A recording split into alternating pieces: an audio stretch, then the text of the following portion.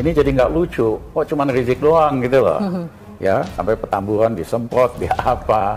Ya kan, ini benar-benar dagelan. Pemerintah juga nggak canggih. Semakin orang seperti Habib Rizik diganggu dengan cara nggak canggih, makin lama dia makin populer dan rakyat makin simpati. Bertindaklah yang adil, itu justru akan menarik simpati. Kalau Anda melihat sekarang udah adil belum? Sama sekali tidak. Tidak adil. Sama sekali tidak. Tanggapan seorang Rizal Ramli terhadap TNI yang mencopot baliho Habib Rizik Syihab, seperti apa? Ya, sebetulnya lucu banget gitu. Akhirnya melakukan hal-hal yang nggak pantas. Nggak pantasnya itu? Ya, misalnya copot tadi baliho. Copot baliho. Itu menurut kemudian Anda nggak pantas ya? Ya, sangat nggak pantas lah. Nggak pantasnya kenapa, Pak Rizal? Ya, itu siapa aja yang kelihatan pro sama Rizik sikat gitu lah. Paniknya gimana, Pak Rizal? Ya kelihatan kan, Kapolda dipecat, Kapolres dipecat. Siapapun yang nggak tegas terhadap Rizik, kerjain. Siapa yang berani terhadap Rizik, naik pangkat. Siapa yang akomodasi terhadap Rizik, terlalu lembek, sikat gitu lah.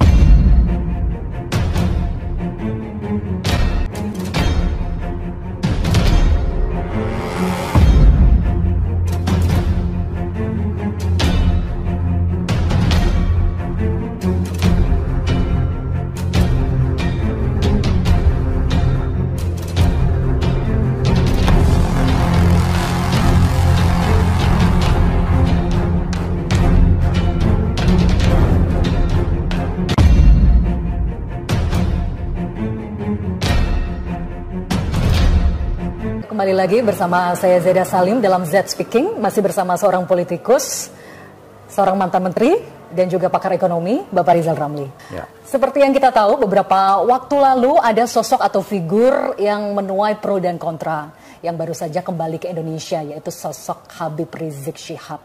Pro dan kontra terus berdatangan. Saya mau tanya nih, kalau dari kacamata seorang mantan menteri, politikus, dan juga pakar ekonomi, apa tanggapan Bapak Rizal Ramli terhadap seorang Habib Rizik Syihab? Habib Rizik saya kenal lama, pernah berkali-kali ketemu di masa yang lalu.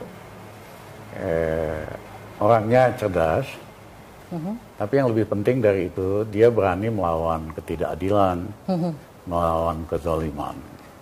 Nah, hari ini banyak rakyat yang merasa bahwa banyak yang tidak adil. Ya, banyak Islamophobia, orang nggak suka sama Islam politik. Ya, nah harusnya yang bicara itu adalah tokoh-tokoh dari NU maupun Muhammadiyah. Tapi kebanyakan mereka pasif, mereka tidak secara terbuka menyatakan perlawanan terhadap ketidakadilan dan kezaliman. Sehingga Habib Rizik akhirnya makin lama makin populer. Pengikutnya makin lama makin banyak. Nah, pemerintah juga nggak canggih. Semakin orang seperti Habib Rizik diganggu dengan cara nggak canggih, makin lama dia makin populer dan rakyat makin simpati. Iya kan? Nah, kapan ini berakhir? Karena ini kalau tidak akan menyita, dan kalau tidak hati-hati akan terjadi satu situasi tabrakan atau collision course antara orang-orang yang ingin perubahan sama orang yang ingin mempertahankan status quo. Tadi Pak Rizal bilang Islamophobia. Yang Islamophobia ini maksudnya dari kalangan mana nih? Pemerintah, masyarakat, atau dari kalangan mana? Ya, Islamophobia dalam pengertian begini. Kalau kita mengaku negara Pancasila, kita tidak boleh fobia terhadap agama apapun. Terhadap Islam, Katolik, atau Buddhis gitu. Karena Pancasila kan ngakuin semuanya, tapi masih banyak elit kita, ya kan, yang puasa, yang merasa nggak suka dengan political Islam, ya, dan selalu mojok-mojokin, menyudutkan Islam, kuyo-kuyo Islam, dan itu dianggap sebagai sesuatu yang tidak fair dan tidak adil. Karena kalau ada yang melakukan sesuatu, misalnya hoax, nggak usah ditanya agamanya. Tidak usah ditanya sukunya atau kulitnya, ya kan? Kalau melakukan kejahatan ya diproses. Tapi selama ini kan kalau ada aktivis Islam langsung ditangkap hoax. Yang lain mau ngomong apa aja bebas. Ya, padahal menghina agama lain dan sebagainya. Baik, Pak Rizal, kalau di beberapa situs internet pemberitaan ini ada judul berita yang menarik nih. Dua pendekar bangsa. Dua pendekar bangsa itu ada Habib Rizik Syihab dan juga seorang Rizal Ramli. Kalau Habib Rizik Syihab mungkin pendekar panji perjuangannya adalah agama, akhlak, begitu ya. Kalau Bapak Rizal ini panji perjuangannya adalah ekonomi, gitu.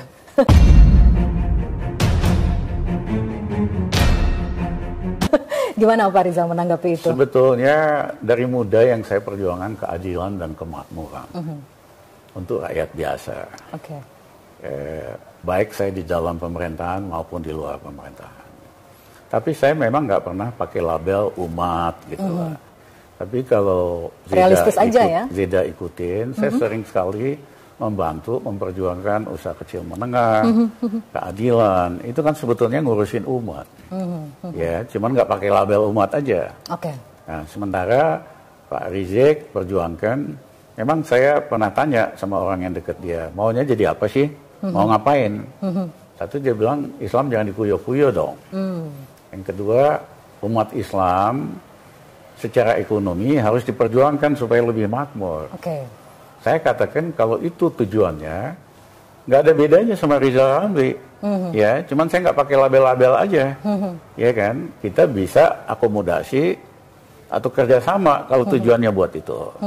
Tapi kalau tujuannya mau jadi negara teokrasi seperti di Iran, di mana yang kuasa itu ulama, semua kemudian ditentukan oleh ulama.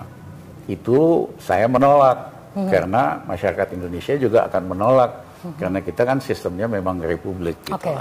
Tapi niat baik dari ulama, cita-cita baik dari ulama itu harus diakomodir oleh siapapun yang berkuasa di Indonesia. Oke, baik. Mengingat dua pendekar bangsa tadi, Rizal Ramli dan juga HRS, panji perjuangannya beda, ekonomi dan juga agama atau akhlak. Ini hampir banyak sekali masyarakat yang ibaratnya gimana ya, hajar habis-habisan. Pak Rizal Ramli, HRS dikuliti habis-habis, dikritik habis-habis, bahkan juga banyak yang mengeluarkan kalimat-kalimat negatif. Bahkan ada yang bilang bikin gaduh bangsa. Gimana tanggapannya Pak Rizal kalau dikatain bikin gaduh bangsa aja? Saya nggak terlalu khawatir, karena kebanyakan yang kata-katanya kasar, itu buzzer kelasnya. Dan influencer. Buzzer ini manusia paling penakut di seluruh dunia.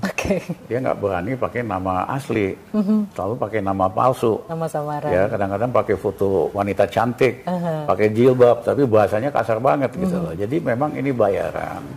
Saya sih selalu cuekin aja. Istilahnya itu emang gue pikirin gitu loh. Emang gue pikirin tanggapannya Pak Rizal ya.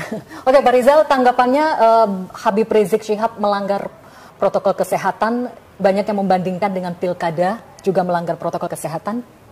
Ya itulah, pemerintah itu harus adil.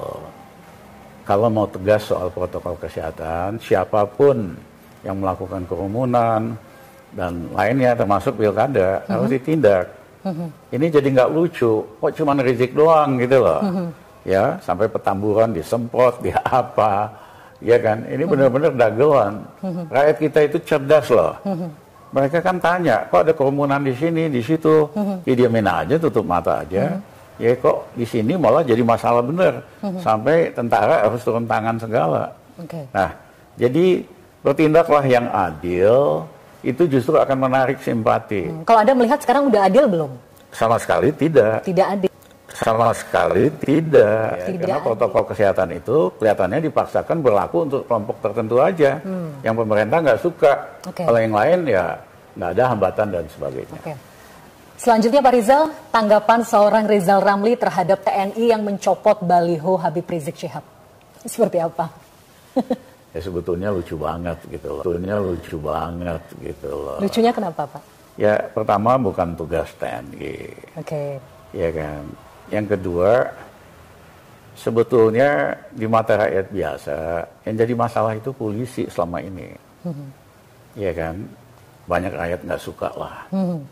Tentara malah image-nya bagus. Nah ini tiba-tiba jadi tukang bongkar baliho, malah image tentara jadi rusak. Ya kan? Adakah indikasi adu domba antara TNI dengan rakyat begitu? Ya, kan yang kuasa sangat khawatir, mulai panik. Jadi istilahnya siapa aja yang kelihatan pro sama Rizik sikat gitu lah. Paniknya gimana Pak Reza? Ya kelihatan kan Kapolda dipecat, Kapolres dipecat. Oke. Siapapun yang nggak tegas terhadap Rizik kerjain. Seolah-olah Rizik, Habib Rizik musuh negara gitu ya? Jadi litmus test lah istilahnya itu. Jadi loyalitas pejabat itu disederhanakan, ya kan? Siapa yang sebel, siapa yang berani terhadap Rizik naik pangkat, siapa yang akomodasi terhadap Rizik terlalu lembek, sikat gitu loh, sikat gitu loh. Nah, makin lama makin nggak lucu karena lembaga yang terhormat seperti TNI akhirnya melakukan hal-hal yang nggak pantas. Nggak pantasnya itu? Ya, misalnya copot tadi baliho. Copot baliho. Itu menurut kemudian Anda nggak pantas ya? Ya, sangat nggak pantas lah. Nggak pantasnya kenapa, Pak Rizal? Ya, itu kan kerjaannya Satpol PP lah, bukan TNI. Ya kan? Kemudian teman saya, Panglima TNI, katakan TNI harus memonitor percakapan di sosial media. Loh, saya bilang itu bukan urusannya TNI. Itu dinamika masyarakat. Toh udah ada undang-undang ITE yang sangat galak itu, yang kayak undang-undang subversif zaman Soeharto. Iya kan? TNI jangan ngurusin yang ecek-ecek gitu dah. TNI jangan ngurusin yang ecek-ecek gitu dah. Ya, tapi TNI misalnya perlu mempersiapkan pasukan untuk menghadapi cyber war. Karena perang hari ini yang paling efektif, kalau nuklir tuh ada tapi nggak bisa diapa-apain. Ya, perang konvensional udah ketinggalan. Perang masa ini adalah perang cyber. Dari negara lain yang ingin pengaruhi kita, yang ingin matiin listrik PLN seluruh Jawa dan sebagainya. Jadi lebih bagus TNI fokus untuk mempersiapkan pasukan counter perang cyber. Bukan ngurusin sosial media, kurang kerjaan banget. Nah, Mas Adi Pangap itu teman saya, saya sindir dia di media sosial, jangan gitulah, kayak kurang kerjaan aja.